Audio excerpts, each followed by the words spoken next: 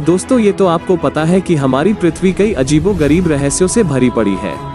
Archaeologist के दिन रात रिसर्च में लगे रहने के बावजूद भी वो आज तक हमारी धरती के सिर्फ 20 से 30% रहस्य को ही सॉल्व कर पाए हैं।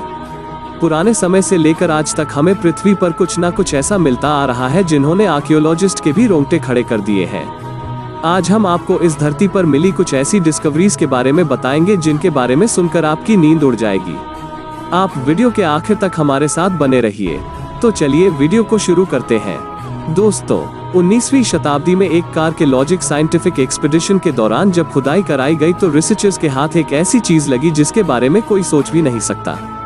वो चीज कुछ और नहीं बल्कि कई सारे इंसानी कंकाल थे।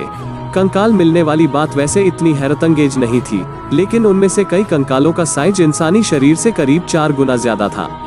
अब कई रिसर्चर्स के पसीने तो तब छूटे जब उन्होंने उन कंकालों के सर पर बोन्स यानी कि सींग भी पाए।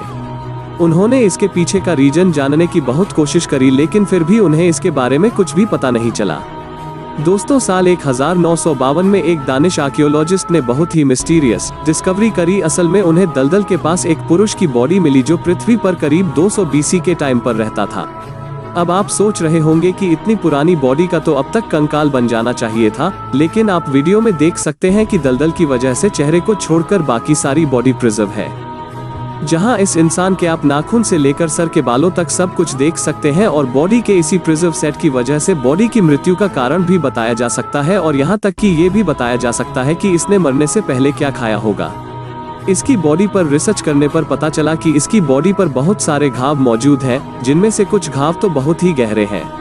अर्जेंटीना में इस किसान को खेती करते समय उसकी नज़र एक अजीबोगरीब गोल सी चीज पर पड़ी जो कि देखने में किसी डायनासोर के अंडे जैसा लग रहा था, लेकिन सच्चाई से भी कहीं ज्यादा दिलचस्पी थी।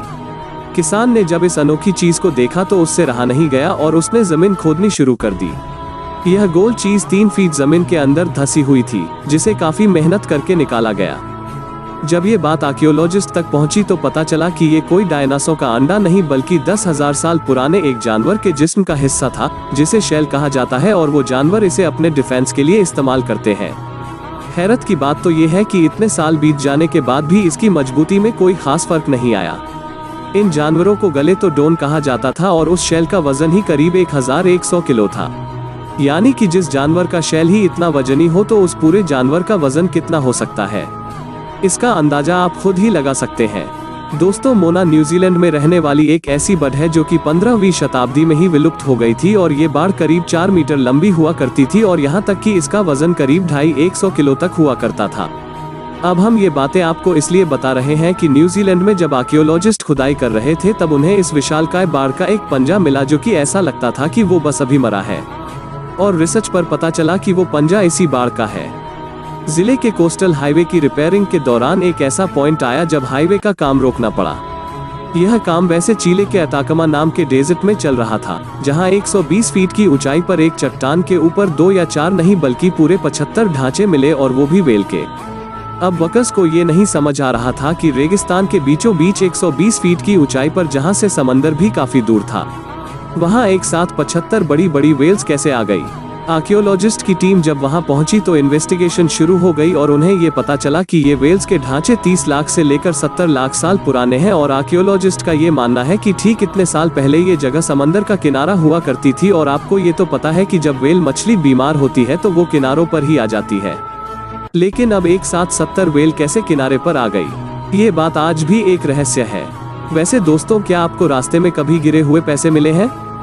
कमेंट में हमें जरूर बताएं और इस वीडियो को लाइक करके चैनल को सब्सक्राइब करना ना भूलें।